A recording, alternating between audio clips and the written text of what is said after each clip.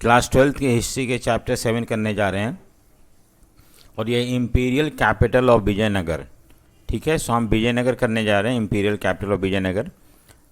ये एक हिंदू किंगडम था जो कि 14th सेंचुरी में साउथ इंडिया में इस्टेब्लिश किया गया था और ये हरिहर और बुक्का ने किया था। उसके बारे में हम पढ़ेंगे डिटेल में, इसका कल्चरल इम्पोर्टेंस क्या है। इवन कृष्णदेव राय के बारे में पढ़ेंगे, लेकिन उससे पहले हम ये देखते हैं कि ये विजयनगर कहाँ था। और ये है विजयनगर एम्पायर का जो मैप है। विजयनगर एम्पायर जो था ये आपका कैसे, ये विजयनगर एम्पायर है और ये एक्सटेंड है यहाँ तक,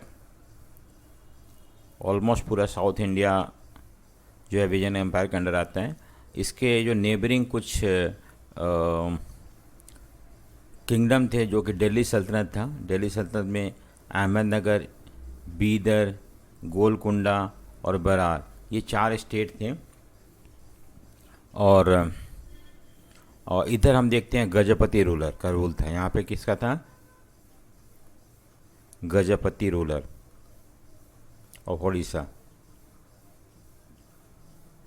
उड़ीसा, ठीक है।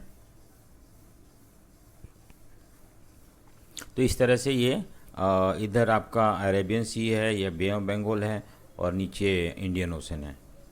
तो ये सारे ये विजयनगर एम्पायर है, जो इसके बारे में हम अभी डिटेल में पढ़ने जा रहे हैं, क्योंकि क्लास 12th में एक चैप्टर है विजयनगर एम्पायर के बारे में। सो नेक्स्ट हम मूव करते हैं Vijayanagar empire. Question answer form में हमें करना है basically. So an imperial capital of Vijayanagar, when and by whom was the Vijayanagar empire founded? कब और किसके द्वारा विजयनगर एम्पायर बनाया गया था? ठीक है, सो हम देखते हैं according to tradition and epigraphic evidence, 2 brother Harihara and Bukka, ये 2 भाई थे जिनका नाम था हरिहर और बुक्का, इन्होंने विजयनगर एम्पायर का फाउंडेशन रखा था इन 1336 में। सो दोनों डेट भी इंपॉर्टेंट है, ये भी इंपॉर्टेंट है। The empire includes people who spoke different language followed in different religious tradition. तो एक तरह से कल्चरल सिंथेसिस था, बहुत सारे लैंग्वेज के लोग बोलते थे, कन्नड़, तमिल, तेलुगु। और उसके अलावा हम देखते हैं कि अलग अलग तरह के मुस्लिम भी थे वहाँ पे रहते थे, हिंदू भी रहते थे। सो ये सब। So on their northern frontier the Vijayanagar empire competed with the contemporary ruler sultan of Deccan. मैंने अभी बताया उसके बारे में, सुल्तान ऑफ डेक्कन के बारे में। ये है जो सुल्तान ऑफ डेक्कन है, अहमदनगर, गोलकुंडा, बीदर, बरार, ये सारे। ठीक है, और दूसरी तरफ था and the Gajapati ruler of Odisha control the fertile river valley and the resource generated by lucrative overseas trade. तो दूसरी तरफ जो थे यहाँ पे गजपति रूलर थे उड़ीसा के, ये लोग जो थे कंट्रोल करते थे इसको, और इस तरह से यहाँ ट्रेड जो ओवरसीज ट्रेड था उसका भी कंट्रोल था इनको। इसका मतलब ये था कि बहुत रिच थे। और इस तरह से विजयनगर एम्पायर, यहाँ पे तुंगभद्रा रिवर है, तो तुंगभद्रा रिवर जो है और कावेरी रिवर, ठीक है। सो इस दोनों रिवर के बीच का जो पार्ट था बहुत ही फर्टाइल था, और इसको लेके डेक्कन सुल्तान भी कैप्चर करना चाहते थे, इसको लेके ये भी कैप्चर करना चाहते थे। सो इस पार्ट को लेके हमेशा there was conflict and struggle, and finally हम देखते हैं कि विजयनगर एम्पायर 1565 में बैटल ऑफ तालीकोटा, या इसको रक्षतंगनी भी बोलते हैं, रक्षतंगनी, इस बैटल में विजयनगर के को हरा दिया गया था। And finally the entire kingdom was ransacked by the Deccan सुल्तान।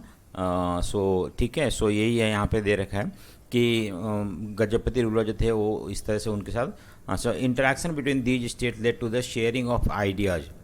अब यहाँ पे मैंने बताया था आपको कि जो साउथ इंडिया था यहाँ पे विजयनगर एम्पायर जो था ये था, फिर ऊपर जो था डेक्कन सुल्तान था और इधर ओडिशा था। तो हाँ, इनसे इंट्रैक्शन मतलब interaction between the among these rulers specially influence the sharing of culture idea and also in the field of architecture में भी देखते हैं कि बहुत ज़्यादा इन्फ्लुएंस हुआ था विजयनगर एम्पायर में, या बहमनी डेक्कन सुल्तान के किंग भी बहुत सारे इंस्पायर हुए थे। This ruler Vijayanagar borrowed concept of building technique which they had develop further. तो यहाँ पे ऑलरेडी पहले से बिल्डिंग टेम्पल बिल्डिंग टेक्निक था, I mean palaces building technique था, उसको और ज़्यादा फर्दर उन्होंने डेवलप किया था when they came in contact with the Muslim rulers or Deccan Sultan. Some of the area that was incorporated within the empire had witnessed the development of powerful state such as those of the Cholas and Tamil Nadu. सो देखो क्या हुआ कि जब विजयनगर 1336 में आया तो उस समय हम देखते हैं चोला जो डिक्लाइन हो गए थे। सो उनका जो किंगडम था उनको उन्होंने कैप्चर किया। होयसाला जो थे पहले थे कर्नाटका में, उनको कैप्चर किया और इस तरह से इनका ट्रेडिशन, इनका जो इन्हीं एम्पायर के जो पहले फाउंडेशन थे उसी को और स्ट्रॉन्ग किया। Ruling elites of these area extended patronage to elaborate temple such as Brihadeshwara temple at the Thanjavur and Chennamma temple था। तो इस तरह से हम देखते हैं कि इन्होंने जो भी पहले के टेम्पल थे उससे इंस्पायर हुए, उसको और ज़्यादा एक्सटेंड किया, उसको और ज़्यादा अपलिफ्ट किया। तो the ruler Vijayanagara called themselves Raya. Raya मतलब उनका टाइटल था राया। और ठीक है, सो नेक्स्ट है हमारा। सो इस तरह से हमने देखा पहला क्वेश्चन क्या है कि विजयनगर एम्पायर किसने बनाया था।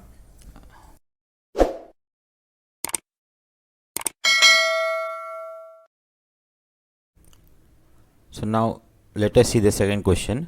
What trade existed in Vijayanagar empire. तो विजयनगर एम्पायर में किस तरह का ट्रेड था, क्योंकि ट्रेड भी एक सोर्स ऑफ इनकम था किंग के लिए। और किंग जो थे वो इंगेज होते थे ट्रेड में भी। सो देखते हैं कि क्या किस तरह का ट्रेड जो था विजयनगर एम्पायर करते थे। एक तो था कि जो warfare during this period this time dependent upon the efficient cavalry. Cavalry मतलब हॉर्सेस होते हैं, हॉर्सेस जो वार में यूज होते हैं, cavalry. So the impact of horses from Arabia. So import so कहाँ से उन लोग हॉर्स इम्पोर्ट करते थे, अरब से, and Arabia and central Asia, और very important for rival kingdom. So अगर उन्हें अपने कॉम्पिटिटर से जीतना है, दूसरे किंगडम से जीतना है, तो उन्हें हॉर्सेस की जरूरत पड़ती थी। This trade was initially controlled by Arab traders. तो अरब के लोग जो आते थे, हम देखते हैं कैसे ये होता था। देखो यहाँ पे ये इंडिया है और इंडिया का जो ये पार्ट है यहाँ जहाँ पे कि विजयनगर एम्पायर था, ये पार्ट। सो इन लोग क्या करते थे, अरब से अरब मर्चेंट आते थे और हॉर्सेस लेके, और यहाँ पे विजयनगर एम्पायर को बेचते थे, राजाओं को बेचते थे, या इधर से भी ईरान इराक से भी हॉर्सेस वगैरह इंपोर्ट किए जाते थे। और ये जिस इवन यहाँ पे डेक्कन सुल्तान थे, फिर यहाँ पे उड़ीसा का गजपति राजा था। तो इन लोग तो इवन यहाँ पे विजयनगर में हम ये देखते हैं कि अरब से जो घोड़े आते थे, और इसमें कौन इंपॉर्टेंट रोल प्ले करता था, अरब मर्चेंट। सो इनिशियली अरब मर्चेंट थे, वो आते थे, आके घोड़ा बेच के चले जाते थे। तो इस तरह से, लेकिन बाद में इसमें हम दूसरे प्लेयर भी आ जाते हैं। और देखो यहाँ पे क्या हुआ कि ठीक है, so local community of merchant known as Kudirai Chettiar. Kudirai Chettiar जो होते थे ना, कुदराई मतलब कन्नड़ भाषा में हॉर्सेस होता है, तो हॉर्स के मर्चेंट, चेतीज मतलब मर्चेंट होता है।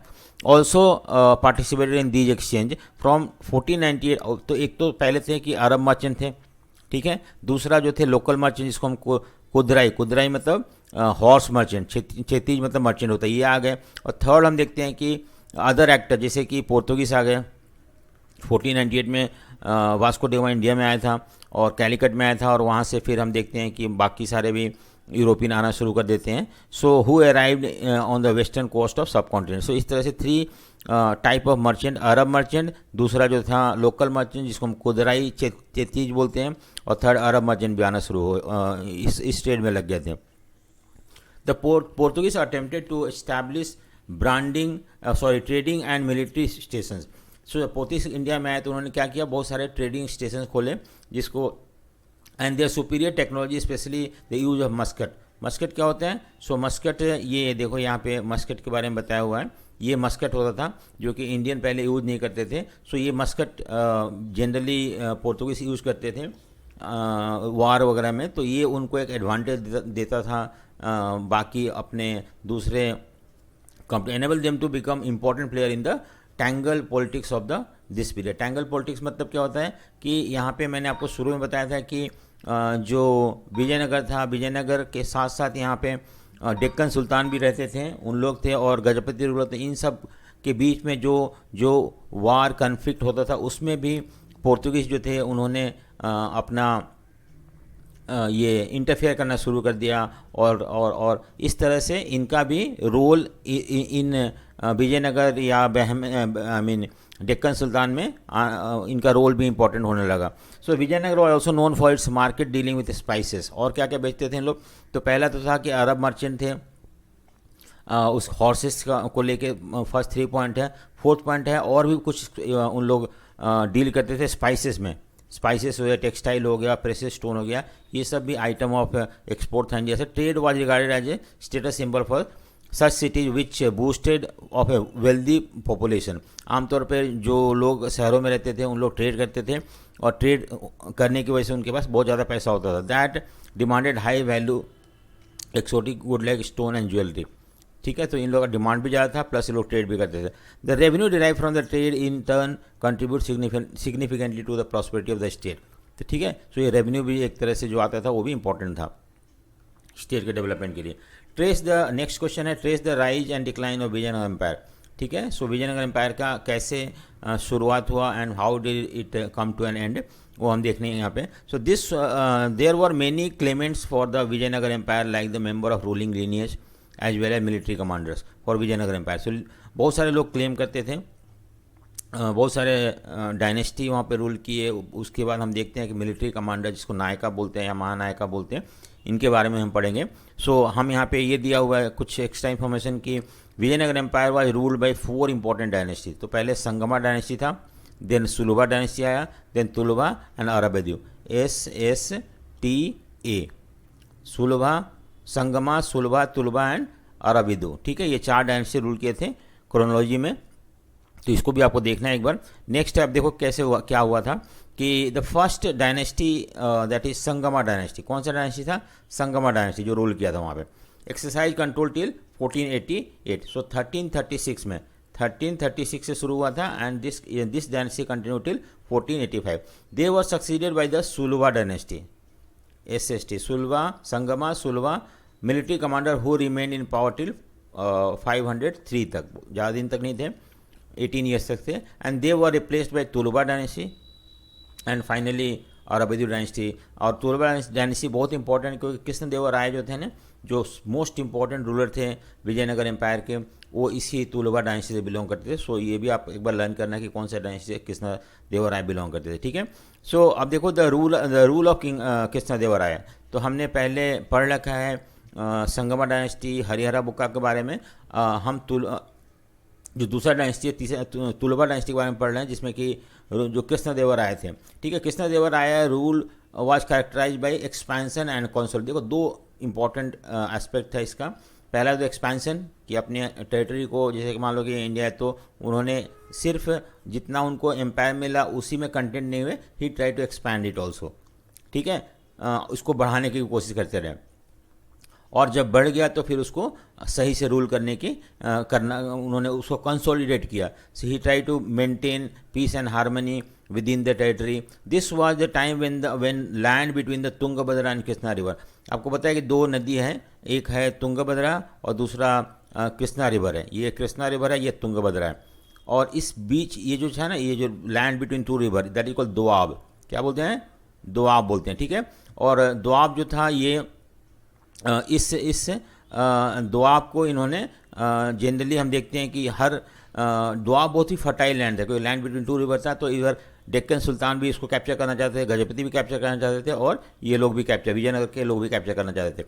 और इस तरह से ये एक पीस ऑफ लैंड था जिसके लिए जो साउथ के जितने भी सारे रूलर थे वो कंटेस्ट कर रहे थे.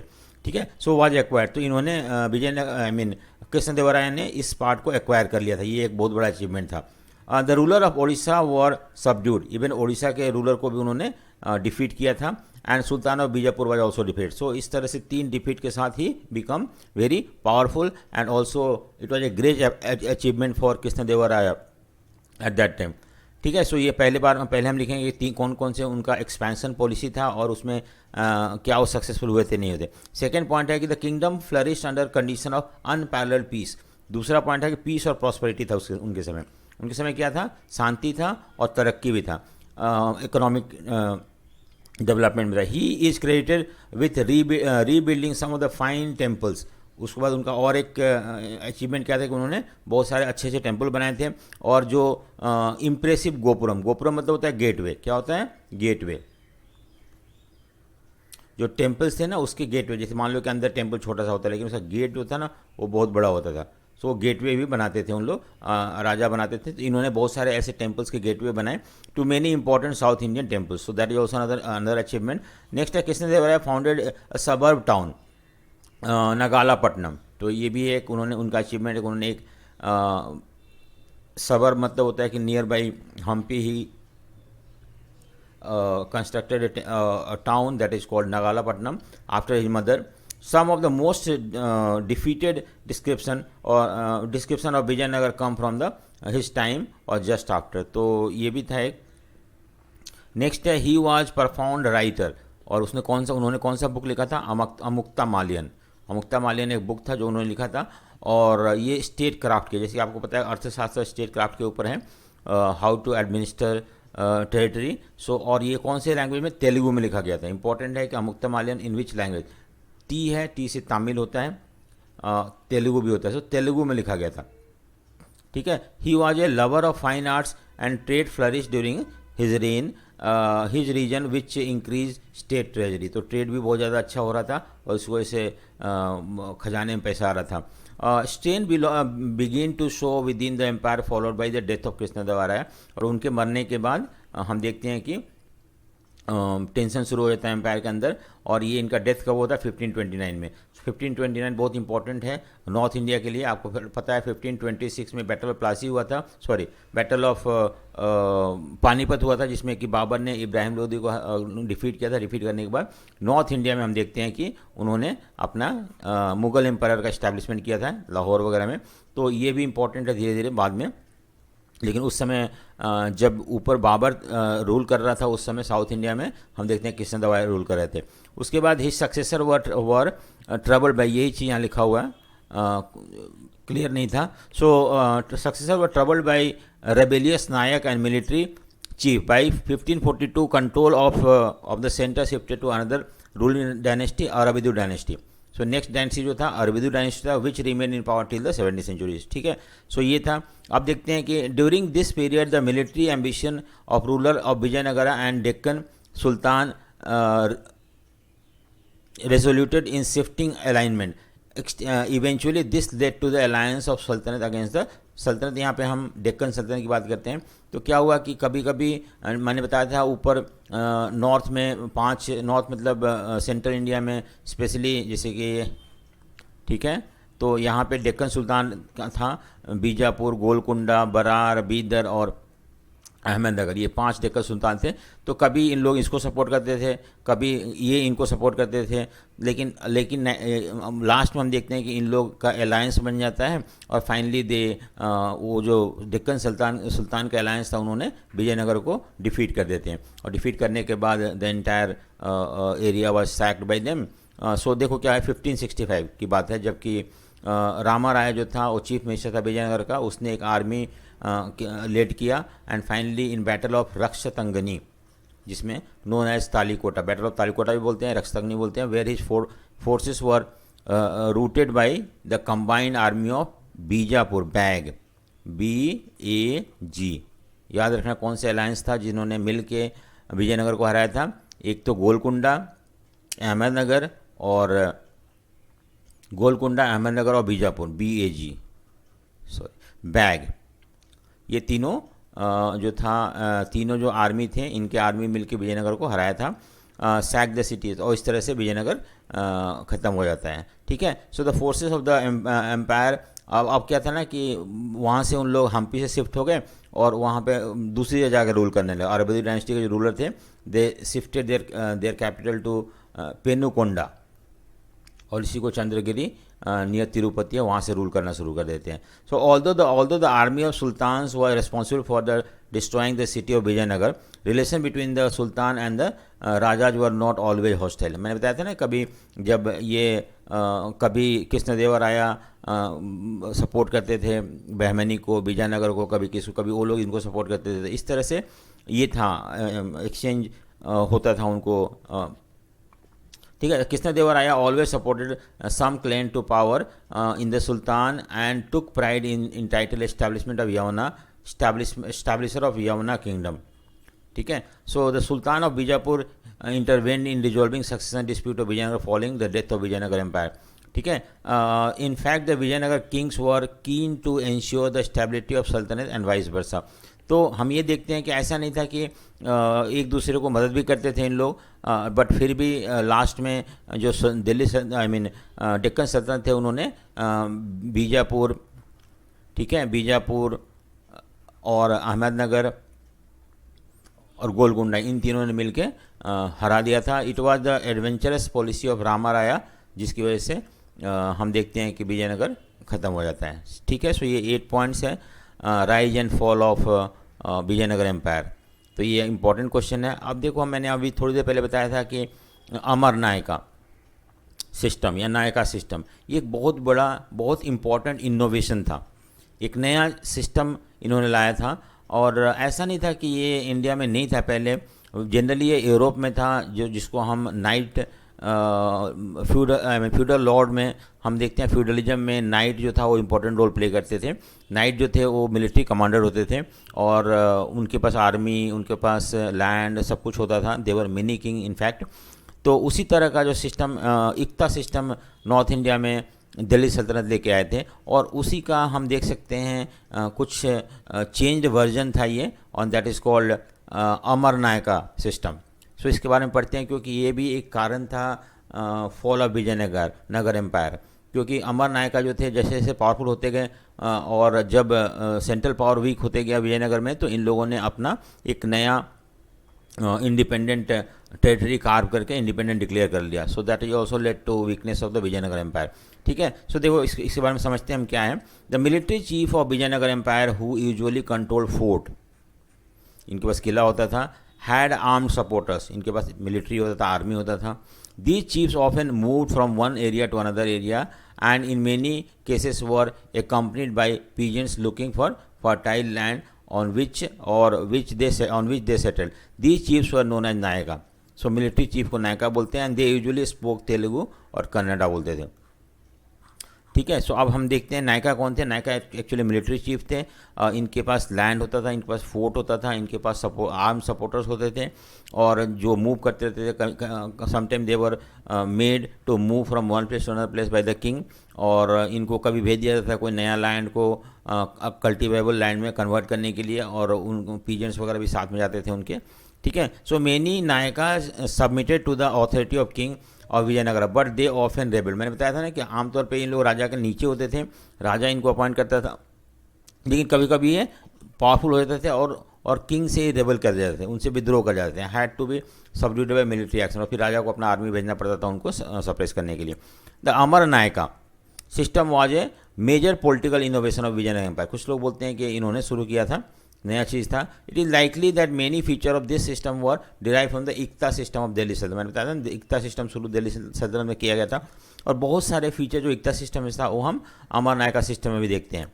ठीक है, द अमर नायका जो है मिलिट्री कमांडर, ये भी नायका जैसे अमर नायका और बड़ा कमांडर हो गया, who are given territories to govern by the Raya. अब क्या था ना कि मान लो कि विजयनगर एम्पायर है, ठीक है, सो यहाँ पे कुछ एरिया, ये एरिया मान लो किसी एक मिलिट्री कमांडर को दे दिया गया कि ये तुम्हारा एरिया है, इसको कंट्रोल करो, और ये टेरिटरी पे जो भी टैक्स होता है उसमें से कुछ सारा जो इनकम है तुम रखो, लेकिन किंग को ट्रिब्यूट दो, and also always be subdued to the main जो किंग होता था उनके अंदर रह के काम करो। तो ज़मीन दिया जाता, उस ज़मीन से जो टैक्स आता था उस टैक्स से इन लोग अपना सारा मेंटेनेंस करते थे, आर्मी का, फोर्ट का, सब कुछ। They collected taxes and other dues from the peasants, craft person and traders in the area. They return part of the, ठीक है, मैंने बता दिया कि कुछ अपना रख लेते थे, बाकी उन लोग वापस कर देते थे। और जब भी वार वगैरह होता था तो इन लोग जो नायका थे वो आर्मी वगैरह सपोर्ट करते थे किंग को। These contingents provided the Vijayanagar king with an effective fighting forces with which they brought the entire southern part. और इन्हीं नायका की वजह से उन्होंने पूरा सदर्न पार्ट को अपने कंट्रोल में ले लिया था, पेनिनसुला अंडर देयर कंट्रोल। ठीक है, some of the revenue were also use for the maintenance of temple, and जो भी रेवेन्यू इनसे आता था उससे टेम्पल या इरीगेशन वर्क के बारे में हम पढ़ेंगे बाद में, वो भी मेंटेन होता था, ठीक है। नेक्स्ट है the Amar nayaka sent tribute to the king annually, हर साल उन्हें कुछ पैसा भेजना पड़ता था, and personally appear in the royal court with a gift to express their loyalty, और हर साल आते थे, पैसा देते थे, उसको हम ट्रिब्यूट बोलते थे, गिफ्ट देते थे, एंड फाइनली उनका आना रॉयल कोर्ट में एक तरह से ये शो करता था कि वो लोग सबमिसिव हैं किंग के अंडर में काम कर रहे हैं। और ठीक है, सो नेक्स्ट है उसके बाद during the course of 17th century many of these nayaka establish independent kingdom, this hastened the collapse of central imperial structure. तो मैंने क्या बताया कि धीरे धीरे ये पावरफुल हो गया और उन्होंने जहाँ भी जो एरिया मिला उसको कार्व आउट करके इंडिपेंडेंट किंगडम डेवलप कर लिया, और इससे भी विजयनगर एम्पायर जो था वीक हो गया था, ठीक है।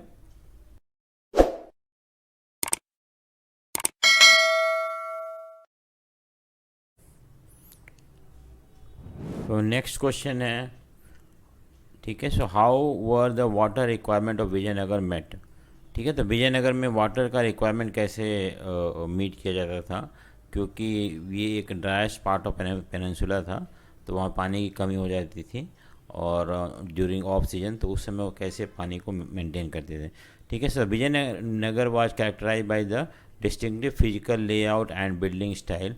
One striking feature of the kingdom was the way in which the water requirement was met, ठीक है। तो कैसे वाटर रिक्वायरमेंट को पूरा करते थे, सो देखते हैं पहले। फर्स्ट है कि the most striking feature about the location of Vijayanagar is the natural basin formed by the river Tungabhadra which flows in the north easterly direction, ठीक है। सो वहाँ पे आपको पता है कि वहाँ पे तुंगभद्रा रिवर के बैंक पे at the bank of the river Tungabhadra जो विजयनगर किंगडम इस्टेब्लिश्ड है, सो ये जो रिवर है तुंगभद्रा ये उन्हें नेचुरल वाटर प्रोवाइड करता है। So what ever water requirement था वो इस नदी से मीट होता है वहाँ पे। देखो, so the surrounding landscape is characterize by stunning granite hill that forms a girdle around the city. The number of streams flow down to the river from the these rocky outcrops. तो क्या था ना कि जैसे कि मैंने बताया था कि जो विजयनगर है, हम्पी है, वो ये एरिया है, ठीक है। अब हम्पी के चारों तरफ ग्रेनाइट हिल है, यहाँ पे ग्रेनाइट छोटे छोटे हिल्स हैं, और इन हिल्स में बहुत सारे रिवर फ्लो होते हैं, जो कि छोटे छोटे रिवर, और ये रिवर जो है ना तुंगभद्रा रिवर से रिवर में आके मिलते हैं, और इस तरह से वाटर जो है तुंगभद्रा रिवर में होता है, और that use to provide I mean water that used to help with the help of these water they used to manage their water requirement, ठीक है। so in almost all in almost all cases close embankment were built along these streams to create reservoirs of various size. As this is one of the most arid zone of peninsula, elaborate arrangement had to be made to store rainwater and collect it to city, ठीक है। सो एक तो सबसे बड़ी बात है कि ये जितने भी सारे स्ट्रीम्स है वहाँ पे एम्बार्कमेंट, मतलब उसको किसी भी तरह से मान लो कोई नदी छोटे स्ट्रीम है तो उसको रोक दिया जाता था, and then reservoir was created so that this could be used during off season, ठीक है। सो ये था, और दूसरी बात था कि ये सबसे ड्राइस्ट पार्ट था पेनिनसुला इंडिया का, तो यहाँ पे रेनी सीजन में जो भी पानी होता था यहाँ पे उसको स्टोर किया जाता था, so that it could be use during off season. So ये था। नेक्स्ट है द मोस्ट इम्पॉर्टेंट, अब देखो इससे हमें ये पता चलता है कि किस तरह से वाटर रिक्वायरमेंट के लिए किंग स्टेप उठाते थे। The most important such tanks were built in the early years of 15th century. क्या था? It is now called Kamalapuram. कौन सा बोलते हैं उस क्या नाम है? कमलापुरम टैंक, ठीक है। Water from tank now only irrigated, not only irrigated nearby but also taken to the royal palace through narrow channel. और जो भी कमलापुरम टैंक में जो पानी स्टोर किया जाता था उस पानी को सिर्फ इरिगेशन के लिए नहीं यूज होता था, बल्कि even taken to royal palace. कैसे ले जाया था इसको हम देखते हैं एक बार, कैसे ले जाया जाता था। देखो यहाँ पे वाटर का ये दे रखा है, हम उसको एक बार देखते हैं। ये टैंक है जिसमें पानी को स्टोर किया जाता था, ठीक है। सो ये टैंक है, that was use to store water and then कैसे इस टैंक तक पानी लाया जाता है। देखो ये किस तरह का अरेंजमेंट उन्होंने वहाँ पे बना रखा था। ये एक तरह से छोटे से कनाल जैसा बनाया हुआ है, जो जहाँ पे भी रिवर होता था उस रिवर को आई मीन एम्बार्क किया जाता था and water allowed to store there and finally in canal के थ्रू पानी को लेके आ जाता था और टैंक में स्टोर किया जाता था। And in this way water जो store in the tank and this water जो था बाद में यूज होता था जब भी रिक्वायरमेंट होता था। ठीक है, सो समझ में आया किस तरह से वाटर रिक्वायरमेंट को उन लोग मीट करते थे। So the one of the most prominent net water work in the is the Hiriya canal. देखो वहाँ पे कैनाल है जिसको हम हिरया कैनाल बोलते हैं। कमलापुरम टैंक था और कैनाल मतलब जहाँ पानी को लाने का रास्ता। हाँ, so this canal drew water from the dam across the Tungabhadra and irrigated the cultivated valley that separated the sacred center from the urban core। ठीक है, सो ये था, इस तरफ सैक्रेड सेंटर था और दूसरी तरफ जो था अर्बन कोर था और सैक्रेड सेंटर था। तो इसे this was apparently built by the king of the Sangma dynasty, यानी कि पहला डायनेस्टी जो वहाँ पे आया था ना, उस डायनेस्टी ने वहाँ पे डैम वगैरह बनाए थे, इस तरह कैनाल बनाए थे जिससे कि पानी का जो रिक्वायरमेंट है उसको पूरा कर सकें। सो ठीक है, हमें समझ में आया कि what steps were taken to meet the water requirement of Vijayanagar. Next question जो आता है हमारा, how are Vijayanagar fortified.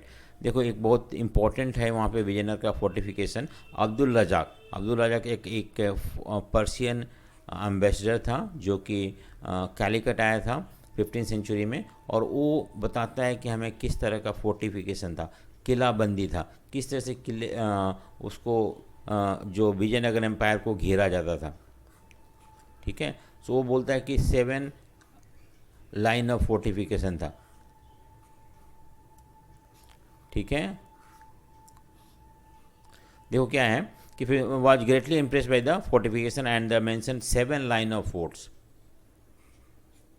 These encircle not only the city but also its agriculture and hinterland forest। तो ये सबसे खासियत यह है कि इस फोर्टिफिकेशन के अंदर जो किलाबंदी होते थे उसके अंदर ना ही सिर्फ पैलेसेस होते थे, सिटी होते थे, बल्कि एग्रीकल्चर लैंड भी होता था, उसके अंदर फॉरेस्ट भी होते थे। अब ऐसा क्यों? आमतौर पे किले के अंदर जो होता है वो एग्रीकल्चर लैंड नहीं होता है, फॉरेस्ट नहीं होता है, जनरली वो रेसिडेंशियल एरिया होता है या सिटी होता है, लेकिन यहाँ पे ऐसा नहीं था। इसका कुछ स्पेशल कारण था जो कि विजयनगर एम्पायर ने इंडिया में यूज़ किया था। The outer most wall link the hill surrounding. जैसे मैंने बताया था ना कि विजयनगर एम्पायर जो था उसके चारों तरफ हिल थे। ठीक है, हिल थे, और जो आउटर मोस्ट ये था वो हिल से घिरा हुआ था। एक तो पहला फोर्टिफिकेशन जो हिल से घिरा हुआ था।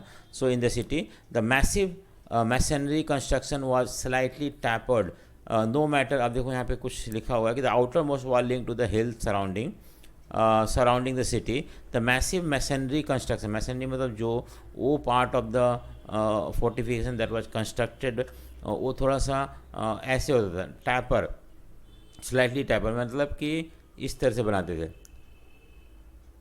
क्योंकि हम जिसमें कि ईजिली हम इसको चढ़ के ऊपर नहीं जा सके। अगर मान लो कुछ ऐसे होता है तो हम चढ़ सकते हैं, ठीक है, लेकिन ये इन लोग क्या करते थे, ऐसे बनाते थे।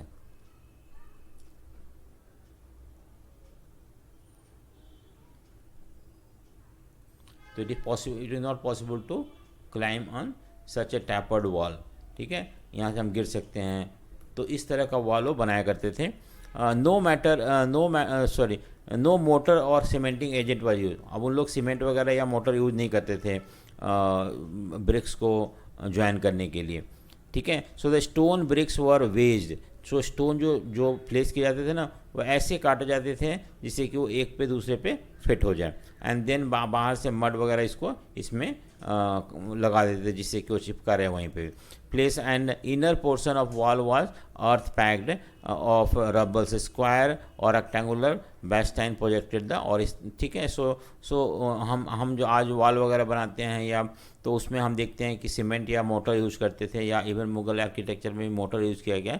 लेकिन विजयनगर के एम्पायर में जो था मोटर यूज़ नहीं होता, सीमेंटिंग मटेरियल यूज़ नहीं करते थे, बल्कि उन लोग उस ब्रिक को इस तरह से कट करते थे जिससे कि वो एक दूसरे पे एडजस्ट हो जाए। Next, the most important feature about the fortification was that it enclosed agricultural tract. ये important है, agriculture क्यों करते थे? Abdul Razzaq noted that between first, second and third wall there was cultivated garden and houses होते थे. अब इसका क्या पर्पस था? वाई एग्रीकल्चर लैंड और even the forest was with in the fortification. The present day archaeologist have found the evidence of an architectural track between the sacred centre and the urban core. Sacred centre मतलब वो part जहाँ पे मंदिर वगैरह होते थे. Urban centre मतलब जहाँ पे बिजनेस कम्युनिटी रहते थे, जहाँ पे बाइंग सेलिंग्स होता था उसके. हाँ, सो वहाँ पे हम देखते हैं कि आर्किटेक्ट कुछ. हाँ, this tract was serviced by elaborate canal system drawing water from the Tungabhadra. ठीक, देखो हम क्या बता रहे हैं यहाँ पे कि जैसे मान लो कि ये सिटी है, तो एक जगह यहाँ पे आपका सैक्रेड सेंटर होता था. सैक्रेड सेंटर मतलब जहाँ पे मंदिर वगैरह होता था, एंड देन उसके बीच में जो था आपका कैनाल होते थे, एंड फाइनली यहाँ पे जो था अर्बन कोर शहर वगैरह होते थे. तो इस तरह का सिस्टम था. The objective of medieval siege attack was to starve the defenders into submission. This siege could last for several months and even years. Rulers tried to be prepared for such situation by building large granaries in the fortified area. The rulers of Vijayanagar adopted a more expensive and elaborate strategies for protecting the agricultural belt itself. देखो क्या था कि पहले मान लो कोई किला है, तो जब कोई दूसरा राजा अटैक करता था तो वो क्या करता था, किला में उस फोर्ट में जाने का रास्ता ब्लॉक कर देता था, जिससे कि और इसको सीज करके रखता था, may be 1 month 2 month 5 month even year also. और ये तब तक रखता जब तक कि अंदर खाने की कमी ना हो जाए. जब खाने की कमी हो जाती थी, लोग मरने लगते थे, तो किंग को सरेंडर करना पड़ता था. तो विजयनगर के एम्पायर ने ये सोचा कि क्या जो ऐसा सिचुएशन आने से पहले अगर हम किला के अंदर ही एग्रीकल्चरल ट्रैक्ट लैंड को और फॉरेस्ट रखते हैं, तो हमारा फूड सप्लाई का जो काम है वो कंटिन्यूस चलता रहेगा, और इस तरह से उन लोगों को डिफीट करना बहुत मुश्किल हो जाएगा. And that is the reason why they maintained agriculture land with in the fort. A second line of fortification went around the inner core of the urban complex, and third line surrounded the royal city. ठीक है, so royal city था, उसके बाद inner core था, and फैन इस तरह से एग्रीकल्चरल ट्रैक्ट ऑफ लैंड था, where major buildings were surrounded by its own main wall. और हर बिल्डिंग का अपना, जैसे पैलेसेस है या कोई, उसका अपना वॉल भी होता था. हाँ, the fort were enter through the well guarded gates which link the city to major road. अब क्या होता था, रोड होते थे, ठीक है, और आप अंदर जाने के लिए you have to enter through a road. Road के ऊपर यहाँ पे गार्ड वगैरह होते थे, जिससे कि आप एंटर करने से पहले you have to be checked और permit. Only after permission you will be allowed to enter into the city. The arc into the gateway leading to the fortified settlement as well as the dome over the gate were typical feature of architecture introduced by Turkish Sultan. So Indo-Islamic जो इस तरह से road पे जो gate होते थे ना, वो गेट जो बहुत बड़े बड़े होते थे, और उस गेट के थ्रू जो एंटर करने से पहले परमिशन लेना पड़ता था, और गार्ड वगैरह होते थे. दूसरी बात है कि गेट जो था ना, गेट इतना बड़ा गेट बनाया जाता था कि वो ऐसा लगता है कि जो विजयनगर के एम्पायर जो थे, उन्होंने इस आर्किटेक्चर को इंडो पर्शियन आर्किटेक्चर से इन्फ्लुएंस होकर बनाया था, इंडो इस्लामिक स्टाइल को अडॉप्ट किया था. ठीक है, सो ये है हमारा फोर्टिफिकेशन जो अब्दुल रज़ाक बोलता है. नेक्स्ट है, how have archaeologist study road के बारे में हमें कैसे पता चलता है, उस समय रोड वगैरह कैसे हमें पता चलता है, क्योंकि कोई रोड तो अभी हमें नहीं मिल पाएगा आज के कंटेक्स्ट में, वो सब खत्म हो गया होगा.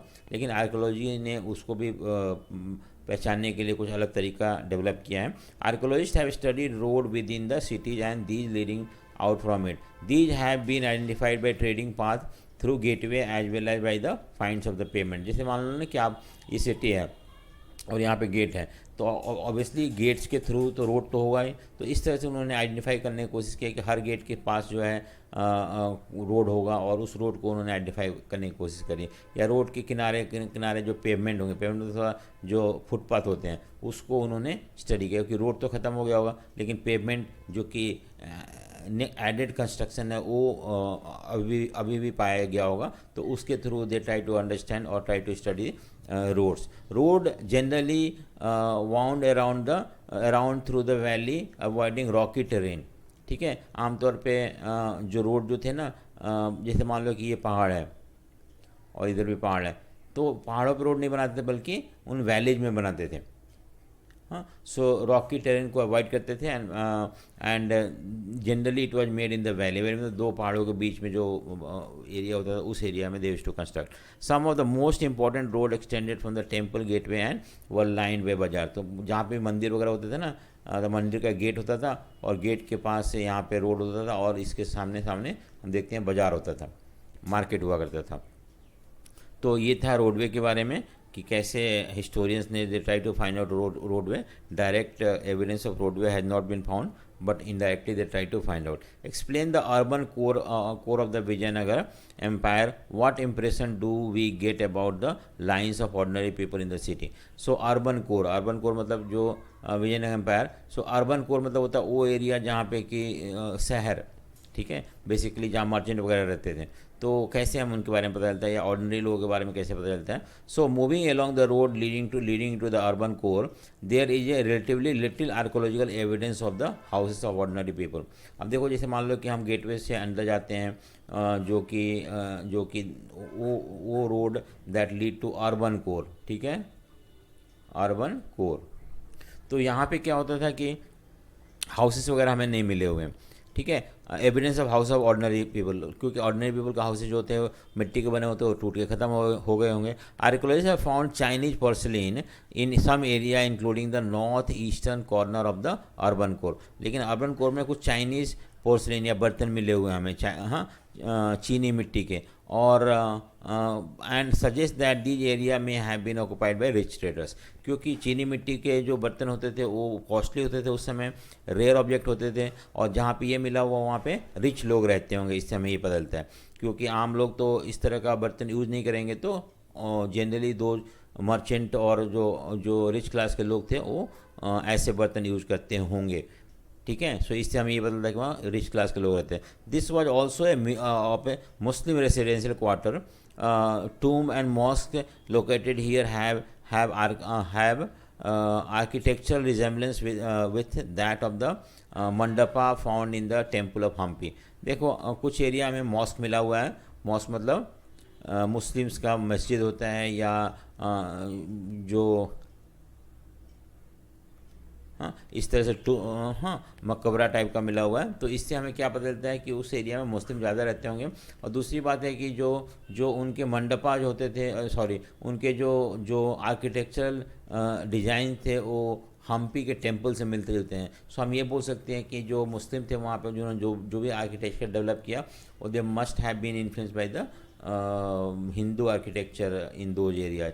Portuguese traveller Barbosa has describe the ordinary houses of the people. अब देखो, वैसे तो हमें डायरेक्ट एविडेंस मिला नहीं हुआ, लेकिन उस समय जिस समय अब्दुल रज़ाक आया था ये पर्शिया से एम्बेसडर, उसी तरह से बारबोसा जो था वो पोर्तुगाल का था, जो कि विजयनगर एम्पायर विजिट किया था. और उसने अपने बुक में लिखा है विजयनगर के बारे में. तो उसमें क्या वो डिस्क्राइब करता है ऑर्डिनरी हाउस के बारे में. देखो, ordinary house of the people, the other houses of the people are thatched. Thatch मतलब घास फूस के बने होते थे, but well built according to occupation in long street with the many open places. अब क्या था कि छोटे मतलब गरीब लोगों के घर जो थे मिट्टी या थैसिस के बने होते थे, और जो अभी हमें आर्कोलॉजिकल रिमेन्स में नहीं मिला हुआ.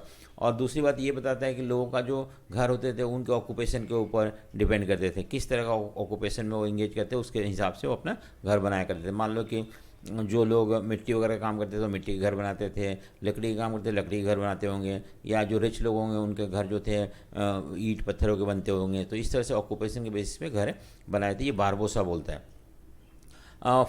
Field survey indicate that the entire area was dotted with numerous shrine. देखो, मंदिर तो एक बहुत इंपॉर्टेंट है कोई भी किंगडम में, या even today also we see that there is temple everywhere in India. So उस समय हुआ करता है small temples pointing to the prevalence of variety of. So बहुत सारे टेम्पल्स होना मतलब बहुत तरह के कल्ट होते हैं, सेक्ट होते होंगे जो कि रूल वहाँ पे प्रेवलेंट हो गए. और इस तरह से बहुत सारे टेम्पल या श्राइन हमें मिला हुआ. तो ये भी इंडिकेट करता है कि बहुत तरह के कल्ट या सेक्ट विजयनगर एम्पायर में रहते होंगे, ठीक है। सो ये हो गया हमारा कि घर वगैरह कैसे थे, अब उनके बारे में हमें कहाँ से पता चलता है। नेक्स्ट आ जाता है हमारा explain the ritual associated with Mahanavami डिब्बा। बहुत इंपॉर्टेंट है महानवमी डिब्बा, क्या था क्या, इसके बारे में हम देखते हैं। हमारे पास एक ये है, देखो महानवमी डिब्बा के बारे में कि ये रहा महानवमी डिब्बा। ये एक प्लेटफॉर्म था, ठीक है, ये प्लेटफॉर्म था और ऐसा माना जाता है कि इसके ऊपर वुडन स्ट्रक्चर होगा जो कि अब टूट चुका है। पिलर वगैरह होंगे वुड के, क्योंकि हमें कहीं कहीं एविडेंस मिला हुआ है वुड के पिलर लगाने का। और ये स्टेप्स था जिसमें कि अब ये इसका पर्पस क्या था महानवमी डिब्बा का, ये प्लेटफॉर्म किस पर्पस के लिए यूज किया जाता था, ये हम पढ़ेंगे इस क्वेश्चन में। और देखो उस समय राजा जो थे महानवमी के 9th day of Durga Puja जिसको बोलते हैं हम वेस्ट बंगाल में, वहाँ पे किंग जो थे, जैसे आपको पता है कि यहाँ पे हम 26 जनवरी को क्या होता है कि प्रेसिडेंट और बहुत सारे इंपॉर्टेंट डिग्निटरीज बैठते हैं यहाँ गेटवे ऑफ इंडिया के पास, और वहाँ पे परेड होता है। अलग अलग स्टेट के लोग जो होते हैं आते हैं, अपना कल्चरल प्रोग्राम करते हैं, और आर्मी, नेवी, एयरफोर्स ये लोग यहाँ से गुजरते हैं और इस तरह से अपना इंडिया अपना पावर को शो करता है इन फंक्शन के थ्रू, ठीक है। उसी तरह से ये प्लेटफॉर्म जो था, राजा king use to sit here and यहाँ पे बहुत सारे कल्चरल फेस्टिवल होता था, रेसलिंग मैच होता था, रेसलिंग होता था। फिर आर्मी जो थे वो नायका जो थे अपने हॉर्स, एलिफेंट वगैरह लेके यहाँ से गुजरते थे, और किंग जो थे उनको देखते थे। यहाँ पे कल्चरल प्रोग्राम होता था, और कभी कभी किंग जो थे वो ये भी आर्मी या हॉर्सेस वगैरह को इंस्पेक्ट करते थे। दूसरी बात है कि जो इस फेस्टिवल में जो नाइट्स होते थे, आई मीन यहाँ पे हम नायका जो बोलते थे, उन लोग किंग को आके अपना ये देते थे, जो ट्रिब्यूट है, एनुअल ट्रिब्यूट, गिफ्ट वगैरह देते थे।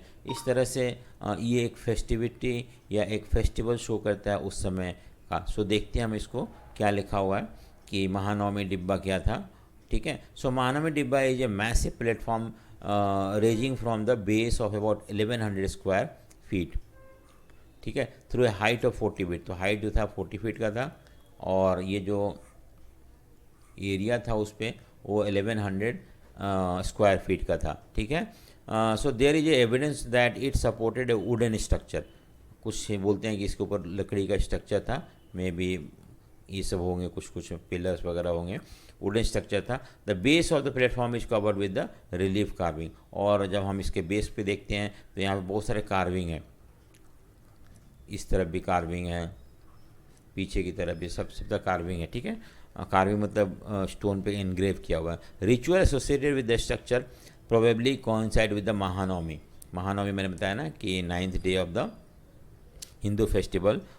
उसके बाद इसको हम अलग अलग जगहों पे दुर्गा पूजा बोलते हैं, दशहरा बोलते हैं नॉर्थ इंडिया में। सो ये वहाँ पे, ठीक है। So the Vijayanagar king displayed their prestige, power and suzerainty on this occasion. तो राजा जो थे वहाँ बैठते थे, वो अपना पावर को शो करते थे, कितना उनका प्रेस्टीज है, पावर है, और कितना सुप्रीमेसी है, that he use to show through this. The ceremony performed on the occasion include the worship of image,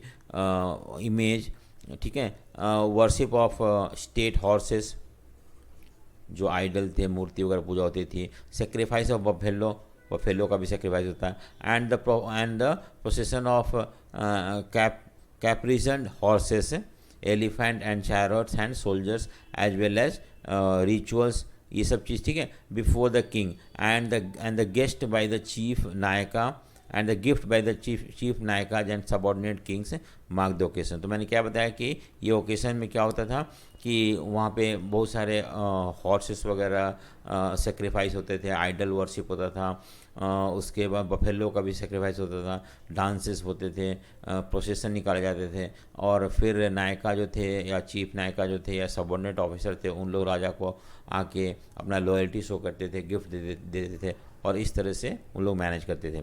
the ceremony had deep symbolic meaning, ठीक है। क्या था? On the last day of the festival the king inspected यानी कि जाके king देखता था his army के बारे में। The armies of the Nayaka grand ceremony of in open field, the Nayaka brought rich gift to the king as well as tribute भी जाके देता। ट्रिब्यूट मतलब गिफ्ट या जो पैसा, जैसे मान लो मैंने बताया था ना, नायका को एक लैंड दे दिया था और वो उस लैंड को कल्टीवेट करवाता था, फिर वो उस पैसे से अपने आर्मी वगैरह मेंटेन करता था। And also he use to give some part of the rent to the king as a gift, as a tribute. तो वो ट्रिब्यूट इसी दिन आके दिया जाता था। तो ये भी एक ओकेशन था। Scholars have pointed out that the spaces surrounding the structure does not seems to have been adequate for the elaborate procession of armed men, women, large number of animals। तो कुछ लोग बोलते हैं कि नहीं, ऐसा नहीं हो सकता है क्योंकि वो एरिया बहुत छोटा एरिया था और इतने बड़े आर्मी वगैरह, मैन वेमेन कल्चरल प्रोग्राम वहाँ पर नहीं हो सकता है। बट हमें जो एविडेंस, हम जो गेस करते हैं कि हो सकता है, ये माना वो जो ऊपर लिखा वही सही है। ठीक है। सो नेक्स्ट है क्वेश्चन जो है 10th question, discuss whether the term of royal centre is an appropriate description of that part of city. Royal centre, हमने अर्बन कोर के बारे में देखा है, रॉयल सेंटर के बारे में हम देखते हैं क्या था। रॉयल सेंटर नाम से बदलता है कि वो एरिया जहाँ पे किंग वगैरह रहते थे, लेकिन was located in the south western part of the settlement. South western यानी कि अगर हम ये विजयनगर है तो साउथ वेस्टर्न इस पार्ट को हम बात करते हैं जहाँ पे रॉयल सेंटर हम मानते हैं वहाँ पे। Although designated royal centre, it included over 60 temple. लेकिन वहाँ पे रॉयल सेंटर तो हम बोलते हैं, लेकिन यहाँ पे करीब करीब 60 टेम्पल मिले हुए हैं। हो सकता है ये अभी इससे हम क्या गेस करते हैं, about 30 building complexes have been found and identified as palace. यहाँ पे ऐसे छोटे छोटे बिल्डिंग्स मिले हुए हैं जो कि हम बोल सकते हैं पैलेसेस होंगे, महल होंगे। These are relatively larger structure and do not seems to have been associated with the ritual function. तो बड़े बड़े स्ट्रक्चर मिले हुए हैं, लेकिन एक्चुअली क्या है कि उस समय जो पैलेसेस बनाते थे वो लकड़ियों को बनाया जाता था। तो लकड़ी तो खैर अब हमें नहीं मिलेगा उसका एविडेंस, लेकिन उसका बेस है वो मिला हुआ है, तो उससे हम मानते हैं कि वहाँ पे पैलेस होगा। One difference between these structure temple is that latter were constructed entirely masonry, while the superstructure of secular buildings were made of perishable मतलब लकड़ी वगैरह था जो ख़त्म हो जाता था।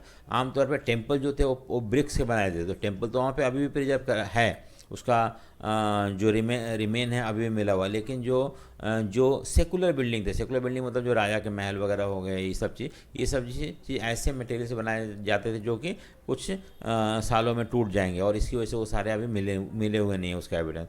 सम of the more distinctive structure of the area have been assigned name based upon the forms of building as well as their function. तो बहुत सारे एरिया को हम नाम दिए गए हैं बाद में, उन किस तरह का बिल्डिंग मिला हुआ वहाँ पे और किस तरह का फंक्शन वहाँ परफॉर्म होते थे। The king's palace is the largest of the enclosure but has not yielded definite evidence of being royal.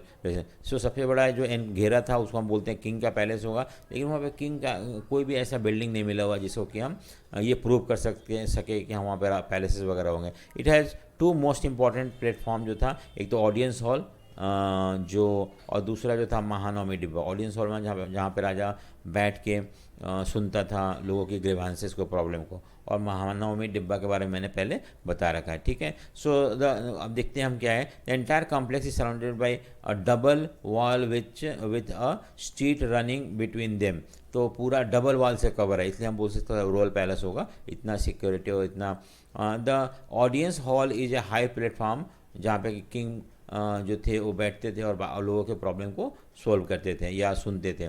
It had a staircase going up to the second floor which rested on these pillars. So ऐसा लगता है कि वहाँ पे staircase था, सीढ़ियाँ होंगी जिससे कि हम ऊपर की तरफ जाते थे, और वहाँ पे सेकेंड फ्लोर भी होगा। The pillars had been closely placed and have left little free space and thus it is not clear what the hall is. So जैसे वालों की यहाँ पे एक ये है आपका,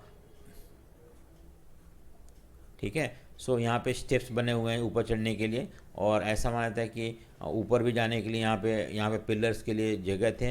वो जो ये पिलर होंगे बहुत ही इतने, इसमें दोनों पिलर्स के बीच में इतना स्पेस नहीं था कि जहाँ पे लोग आते होंगे या बैठते होंगे। सो उसमें डाउट है हमें, लेकिन फिर भी हम ये सोचते हैं कि ये यहाँ पे किंग जो थे use to sit, assembly hall होगा ये। और दूसरा महानमी डिब्बा के बारे में मैंने बताया आपको। One of the most beautiful buildings of royal centre is lotus महल। सो हमें ये भी लिखना है महानमी डिब्बा के बारे में, जो पहले बता चुका हूँ। और ऊपर जो मैंने बताया था ना, 2 बिल्डिंग थे यहाँ पे। कौन सा बिल्डिंग था?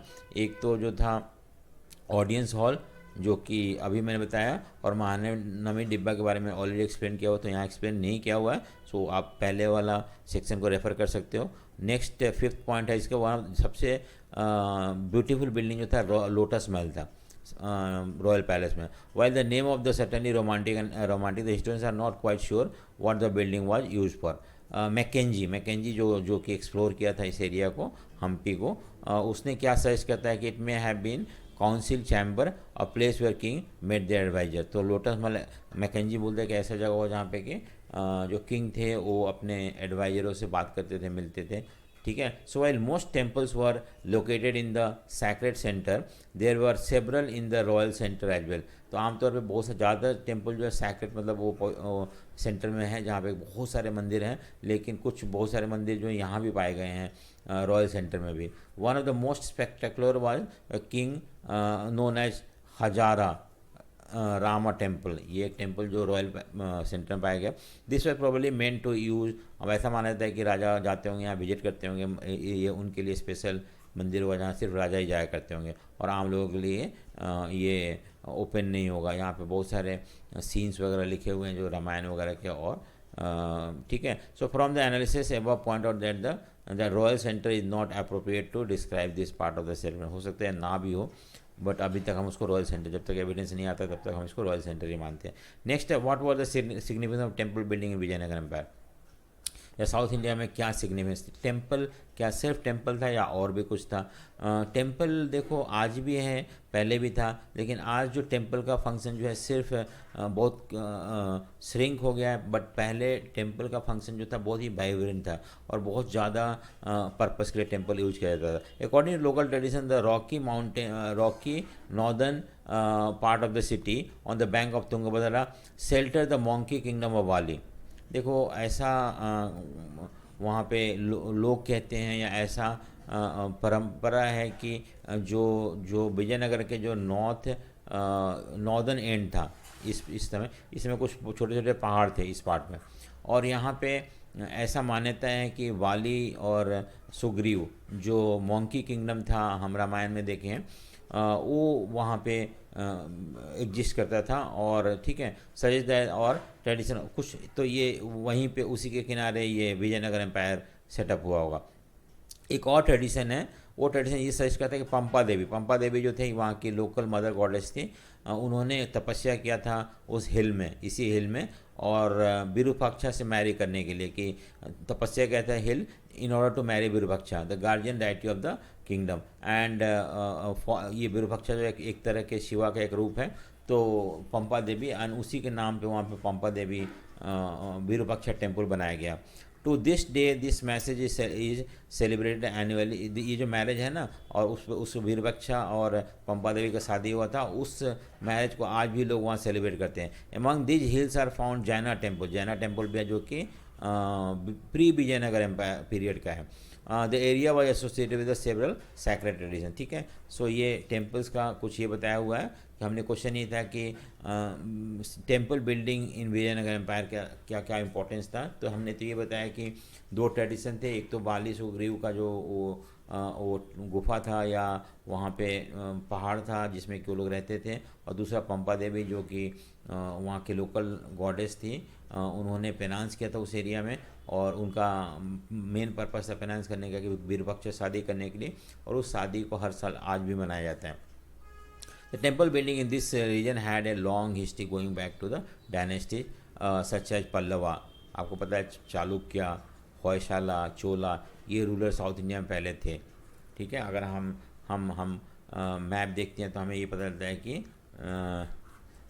यहाँ पे पांड्या, चोला, उसके बाद चालुक्य, ये सब रूलर रूल करते थे और उन लोग तब से ही टेम्पल्स वगैरह बनाते हैं, तो वो ट्रेडिशन था। So with the divine temple also function as a centre of learning. देखो टेम्पल क्या था, पढ़ने लिखने का जगह था जहाँ पे कि लोग जाके पढ़ते थे। Rulers and other often granted land and other resources for the maintenance of temple. अब टेम्पल का खर्चा चलाने के लिए कहाँ से पैसा आता था, तो रूलर जो थे लैंड दे देते, उस लैंड का जितने भी टैक्स वगैरह रेवेन्यू होता था वो टेम्पल को चला जाता था, जिससे कि टेम्पल का मेंटेनेंस होता था। Temple developed as significant religious social and culture. देखो क्या मैंने बताया था कि टेम्पल सिर्फ धर्म रिलीजियस सेंटर नहीं था, सोशल सेंटर था, लोग बैठ के बातचीत करते थे, शादी वगैरह ये सब किया जाता था। कल्चरल सेंटर था और इकोनॉमिक सेंटर था। कैसे था, रिलीजियस तो ठीक है, टेम्पल है तो रिलीजियस होगा ही। सोशल मतलब people use to gather there meet in temple, I mean शादी भी फिक्स होता था वहाँ बैठ के। बहुत सारे और एक्टिविटी टेम्पल में हुआ करते थे, जैसे कि बच्चों का सर मुंडवाना हो गया, ये सब काम टेम्पल में ही आज भी होता है। So in this sense it was act as a social centre, cultural centre, social and cultural centre. उसके बाद इकोनॉमिक एक्टिविटी कैसे था, टेम्पल जो था धीरे धीरे लोग जो थे अपने ग्रेन्स को स्टोर करते थे, गोल्ड वगैरह स्टोर करते थे। सो इस तरह से एक इकोनॉमिक सेंटर भी डेवलप हुआ था। From the point view of the ruler, constructing, repairing and maintenance of temple were important means of winning support of the and the recognition for their wealth and peace. देखो राजा भी temple को support करते थे, पैसा देते थे, temple बड़ा करवाते थे, ऑर्नामेंटल करवाते थे। क्यों? उनको लगता था कि अगर हम टेम्पल के लिए कुछ करेंगे तो लोग हमें सपोर्ट करेंगे, ये सोच के कि हम एक बहुत ही रिलीजियस किंग है। सो ये भी एक पर्पज़ था राजा किंग को टेम्पल को डोनेट करना, लैंड वगैरह। The very choice of the site of the Vijayanagara was inspired by the existence of shrine of Virupaksha. मैंने बताया था ऊपर विरूपक्षा और पंपा देवी के बारे में, तो उसी के किनारे ये साइट चूज़ किया गया था एंड वहीं पे इसको डेवलप किया था। All royal order for signed Shri Virupaksha. देखो आपको पता है कि जितने भी रॉयल ऑर्डर होते हैं उसमें किंग साइन नहीं करता था, उसमें विरूपक्षा के नाम पे साइन किया था, जो वहाँ पे गॉड थे उनके नाम पे, usually in the Kannada script. Rulers also indicate that they are close link with the god by using title Hindu Saurashtra. देखो अपने आप को हिंदू सौराष्ट्र विजयनगर बोलते थे, तो ये भी एक तरीका है अपने आप को एसोसिएट करने का गॉड और गॉडेसेस से। This was a Sanskritisation of Arabic word sultan meaning king, so it literally meant Hindu. ठीक है, सो Hindu Saurashtra. The ruler of Vijayanagara innovated the and develop new tradition. कौन सा था? Royal portraits sculptures were displayed in the temple. तो एक ये भी तरीका, राजा जो थे वो टेम्पल में अपना मूर्ति बना देते थे, किंग क्वीन का मूर्ति, और इस तरह से अपने आप को एसोसिएट करते थे। ठीक है, नेक्स्ट है what were the Vijayanagar, why was Vijayanagar chosen as a capital city. So ऊपर का जो पॉइंट है, फर्स्ट, थर्ड और सेवेंथ पॉइंट को एक्सप्लेन कर देना है। जो मैंने बताया था बाली, सुग्रीव और पंपा देवी और विरूपक्षा, सो ये सब चीज़ आपको एक्सप्लेन करना है ऊपर वाले क्वेश्चन में। ठीक है, ये क्वेश्चन आ सकता है। Next, state the main feature of Virupaksha और विट्ठला टेम्पल। ठीक है, explain the temple architecture preventive vision. किस तरह का टेम्पल आर्किटेक्चर था, टेम्पल किस तरह से बनाया जाता था, क्या पर्पज़ था। Term of the temple architecture certain new features were in evidence. This included structure immense scale that must have been mark of imperial authority, best exemplified by the Raya Gopuram और royal gateway. देखो क्या होता था कि जैसे मान लो एक temple है, तो टेम्पल में उसका ये टेम्पल है, ठीक है, टेम्पल में एंट्री का एक गेटवे होता था और भी बहुत सारे गेट होते थे एंटर करने के लिए। तो एक गेट होता था, इसको रॉयल गेटवे बोलते हैं, रॉयल गेटवे। ठीक है, और ये गेट जहाँ से राजा एंटर करता था या राजा के फैमिली के लोग एंटर करते थे, ये बहुत ही मैसिव बनाया जाता था, बहुत बड़ा बनाया जाता था, जिससे कि पता चले। और इतना बड़ा कि कभी कभी तो सेंट्रल साइन जो था ना, जहाँ पे गॉड गॉडेस रहता था, वो उनके सामने बौने दिखते थे। ठीक है, so that was drafted the tower on the central shrine and single the presence. और दूर से ही दिखता था कि ये टेम्पल है या कितना बड़ा टेम्पल है, और ये इवन ये शो करता था कितना बड़ा, कितना पावरफुल किंग है, जो कितना धनी और रिच किंग है, जो कि इतना बड़ा गेटवे बना रखा है। गोपुरम मतलब गेटवे होता है। The gopurams are also probably meant as a reminder of power of the king. ठीक है, so able to command the resources, कितना पैसा है उसके पास, technique and skill needed to construct this towering gateway. Other distinctive feature included the mandapa. pavilion and long pillared corridor that ran around the shrine within the temple. और temple के अंदर ही हम देखते हैं कि ये आई मीन मंडपा होता था, उसके बाद पिलर्ड हॉल होता था जहाँ पे लोग बैठते थे और वहाँ पे बातचीत करते थे या कोई कल्चरल फेस्टिवल होता था। इस तरह से अगर मान लो कि कोई जब कुछ सेरेमनी होता था, कभी कुछ रिलीजियस डे में उसको कोई फेस्टिवल के दिन गॉड एंड गॉडेसेस को बाहर निकाला जाता था और वहाँ पे रखा जाता था जिससे लोग उसको इजीली देख सकें। नेक्स्ट, ठीक है। So gateway other distinct feature included the mandapa और पेवेलियन, ठीक है, ये बता दिया मैंने। नेक्स्ट है कि विरूपाक्षा टेम्पल के बारे में बताया हुआ। तो Virupaksha temple was built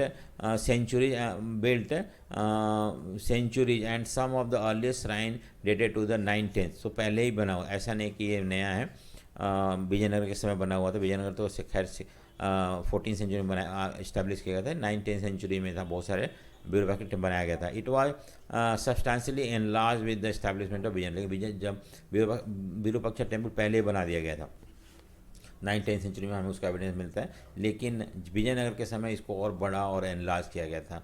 the hall in front of the main shrine was build by Krishnadevaraya. So temple है, ठीक है, श्राइन मतलब जहाँ पे वो गर्भगृह जहाँ पे मूर्ति रखा जाता है, ठीक है। सो इसके सामने हॉल बना हुआ था और हॉल जो था ऐसा माना जाता है कि कृष्णदेवराय ने बनाया था उस हॉल को। This was decorated with the delicately curve pillar. He is also credited with the construction of eastern gopuram. Gopuram मतलब गेटवे होता है और बहुत ही भव्य बनाया गया है। सो ये ऐसा माना जाता है कि कृष्णदेवराय ने उसको बनाया होगा।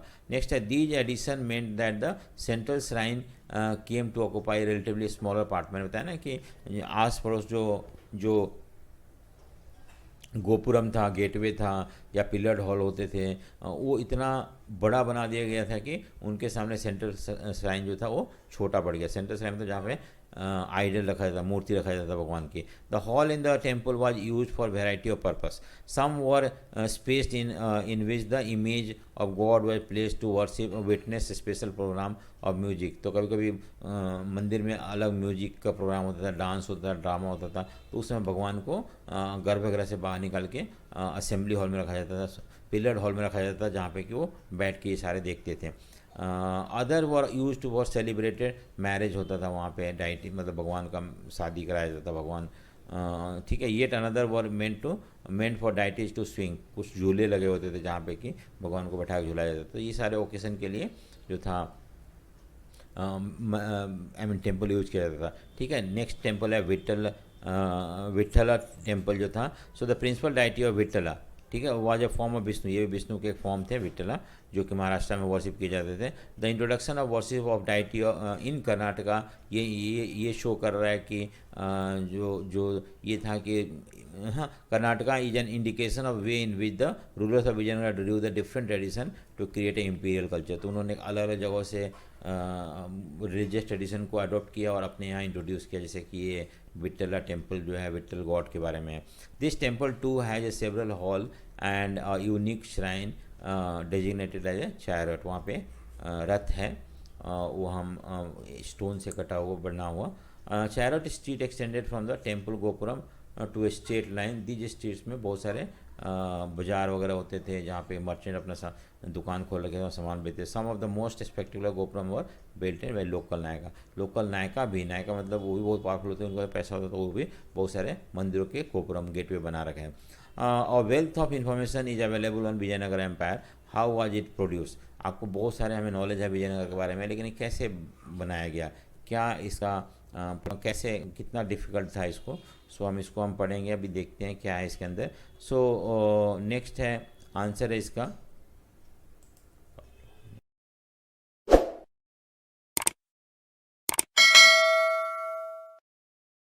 माध्यम से या मीडियम से हम कैसे समझ पाते हैं वहाँ विजयनगर एम्पायर के बारे में।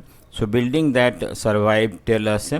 सो जो बिल्डिंग वहाँ पे अभी भी मिला हुआ है, that survive tells us about the way space was organized and used, how they were built, and with what material and technique. For example, we can access the defense requirement of military preparedness of the city by studying the fortification. तो वहाँ पे जो मैंने बताया पहले fortification के बारे में कि 7 लाइन ऑफ फोर्टिफिकेशन था, उससे हमें ये पता चलता है कि किस तरह का मटेरियल यूज होता था ब्रिक्स वगैरह कैसे, स्टोन्स और ब्रिक्स कैसे शेप किए जाते थे, किस तरह से उसको प्लेस किया जाता था, क्या मोटर सीमेंट यूज़ होता था नहीं होता था।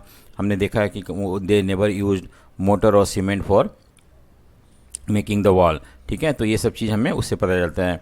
उसके बाद buildings also tells us about the spread of ideas and cultural influence. जैसे मान लो कोई building Islamic, Indo Islamic influence का दिखा है, तो इससे ये पता चलता है कि इस्लामिक इन्फ्लुएंस था वहाँ पे।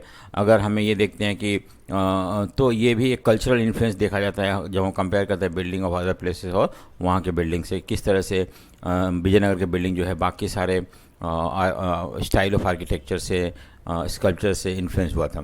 ठीक है, buildings convey the idea which the builders और the pattern wish to project.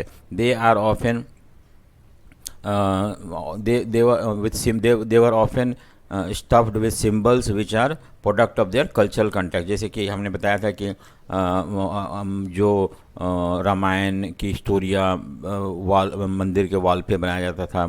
Even बहुत सारे ऐसे कार्विंग हैं जो जो रिप्रेजेंट करता है रिलीजियस मैटर को या सोशल और कल्चरल लाइफ को। सो वो ये सारे बिल्डिंग्स में जो भी आर्किटेक्चर जो किस तरह का कल्चरल कंटेक्स्ट को रिप्रेजेंट करता है। There were also these there we can understand when we combined information from other sources like literature. और ये सब जो बिल्डिंग मटेरियल हमें मिला हुआ है या हमें जो भी वहाँ पे आर्किटेक्चर मिला हो, उस आर्किटेक्चर को जब हमें इंस्क्रिप्शन से या पॉपुलर ट्रेडिशन से कंपेयर करते हैं या जो फॉरेनर्स जो वहाँ पे आए थे जो उन्होंने लिखा था उससे कंपेयर करते हैं, तो हमें और ज़्यादा बेटर पिक्चर हम क्रिएट कर पाते हैं विजयनगर एम्पायर के बारे में। ये था चैप्टर विजयनगर। अगर आपको वीडियो पसंद आए तो लाइक, शेयर एंड सब्सक्राइब जरूर करें। So thank you for watching.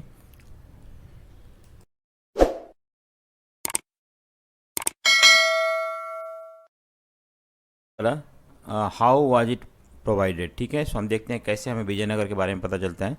So wealth of information. ठीक है, so for Vijayanagara photograph, plans, elevation of structure, sculptures.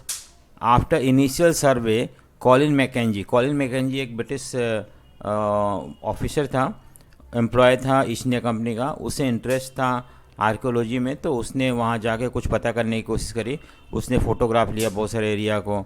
उसके बाद उसने बहुत सारे प्लान्स बनाए, एलिवेशन ऑफ स्ट्रक्चर, कोई भी स्ट्रक्चर कितना ऊंचा है क्या, उसके बारे में, वहाँ के जो मूर्ति वगैरह या मंदिर वगैरह पर जो चीज़ ये बनाया गया था उसके बारे में पढ़ा। After initial survey, Colin Mackenzie information was place together from travellers account and inscription. So बहुत सारे ऐसे इंस्क्रिप्शन मिले जहाँ पे कि हमें विजयनगर के बारे में पता चलता है। बहुत सारे फॉरेन ट्रैवलर्स थे, बारबोसा था, पेस था, इन्होंने जो भी इंडिया विजयनगर के बारे में लिखा था उसको, और जो वहाँ से एविडेंस मिले हुआ था आर्कोलॉजिकल एविडेंस, उसको हमने एक साथ जोड़ के देखने समझने की कोशिश करी।